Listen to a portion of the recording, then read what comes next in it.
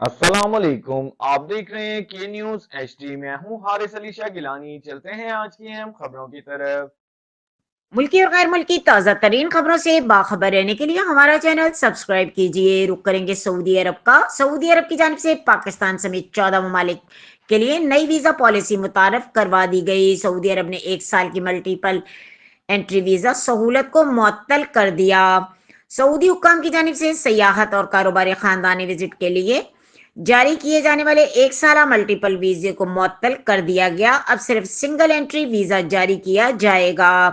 Saudi अरब की जानिब से पाकिस्तान, भारत, बांग्लादेश, अलजायर, मिस्र, इथोपिया, इंडोनेशिया, इराक, उर्दन, मराकश, नाइजीरिया, सूडान, ट्यूनिस और यमन के लिए नई वीजा पॉलिसी का ऐलान किया गया है, जिसका इतलाक 1 फरवरी 2025 से हो गया। इस हवाले से सऊदी हुक्काम का कहना है कि यह इकदाम इन अफराद को रोकने के लिए उठाया गया है जो तवील मुद्दती वीजा का इस्तेमाल करते हुए गैर कानूनी तौर पर हज अदा करते हैं और सरकारी हज को नजरअंदाज करते हैं।